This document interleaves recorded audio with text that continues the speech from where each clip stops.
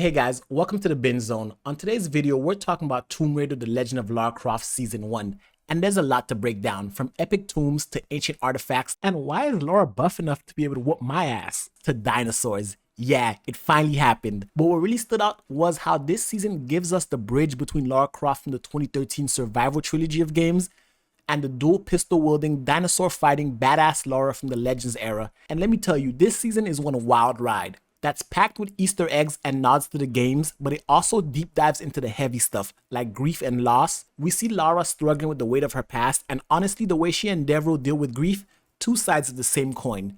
But while Lara has her friends to lean on, Devereaux's out here harnessing ancient stones to literally destroy the world. And let's talk about these stones for a second. Rooted in ancient Chinese mythology, they're more than just shiny MacGuffins. They're tied to emotions like wrath, greed, and betrayal. But the real question is, how does this lead her to become the Lara Croft we all know and love?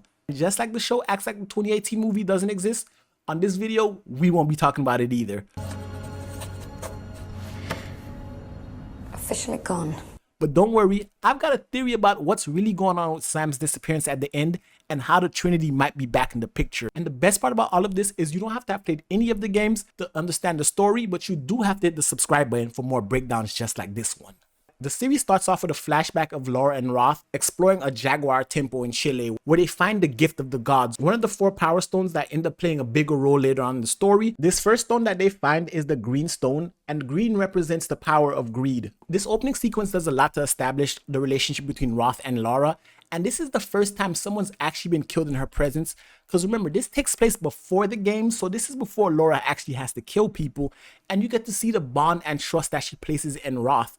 So when we flash forward 3 years later after that incident, it also flashes us forward past the events of the games. But through a series of flashbacks, we do get to see what happened during the games, and we even see the reanimation of this classic cutscene that really brought me to tears the first time I watched it playing Tomb Raider. And it's been 3 years since Roth's death, and Lara has been traveling the world instead of going home. And you can kind of tell Lara's been avoiding going home, because going home without Roth would be telling herself finally once and for all he's dead and never coming back, and she just doesn't want to face the music. Lara, after learning the proven ritual of Pachamama, a ritual in which you burn the belonging of your loved ones to finally let them go, Lara's ready to go back home and metaphorically burn her father and Roth's belongings, but instead of burning them, she's gonna donate them to a museum, and that's when we're introduced to Charles Devereaux. And I noticed the only reason he knew she had the green box was because of this picture she used to promote the gala in the first place, where you can see the box in the picture. Devereaux is a new character created for this show, but he's also the male version of Lara Croft, and not like a cool male version like Nate Drake. He's more like an evil male Bizarro version of Lara, and he's what would happen if she did not have her friends to support her. He did not have the same support system that Lara had, so he ended up succumbing to his grief, and the only thing he could think of was revenge. Lara briefly fell down this rabbit hole for a little bit, but just like Jonah is a moral support character for her this season, Jonah is one of those characters that's really ride or die. He's been with her for all 3 games, and he's still sticking beside her throughout this entire season. But you do see the contrast between Devereaux and Lara. Lara's able to maintain her humanity while Devereaux falls into madness and obsession. Looking for the 4 stones, he breaks into Lara's house and steals the green box that her and Roth found in the beginning of the season. And he's going to collect the other stones in his quest for revenge to destroy the Light. The Light is a secret organization that stems from the Knights of the Templar. The Knights Templar were a medieval military order founded in 1811 in Jerusalem that was originally charged with protecting pilgrims on their way to the Holy Land, but quickly became more powerful, which eventually led to the Crusades. And the Crusades were a series of religious wars launched by Western Christians to reclaim the Holy Land from Muslim control. And one thing we know about ancient European mythology, if the Knights of the Templar are involved, we know some fuck shit is really going down. So in order to stop him, Lara chases him to China, and that's when we're introduced to a whole new world of Chinese mythology. Chinese mythology is so fascinating, and there's a lot to break down. In ancient Chinese mythology, when the world was created, the world gave birth to 2 gods. Nua and her husband Fuji, who's also her brother, giving big House of the Dragon energy right here. And both these gods are one half of order and chaos, yin and yang. But because the show only focuses on Nua, we're only going to focus on her. Nua being the mother of humanity, creating humans from sand. She wanted to protect us from our deepest, darkest emotions, which is why she created the gemstones in order to keep the balance of yin and yang. And the 4 gemstones are power, greed, betrayal, and wrath. Sealing these dark emotions from humanity, she cast them to the 4 corners of the globe, hopefully keeping us safe. But of course, we're human. If you tell us we can't take something, we're going after it. And what's really cool about blending Chinese mythology to the story is the fact that in Chinese mythology, there's no such thing as the concept of evil. There's total darkness, then there's order and chaos, and then human emotion. Based off that, anyone can be redeemed, which ties deeply into Lara's character, that no matter what she's going through, so long as she's alive and she keeps pushing through, she can find balance again and be at peace with herself. And we see this as the season goes on and she learns to tame and control the emotions that are represented by the stones. And it also helps that the gemstones were scattered around the world, giving Lara the excuse to travel around the world, exploring different tombs, and showing us how she slowly transforms from the tomb raider that's a survivalist, while slowly giving her some of her most iconic equipment throughout the season.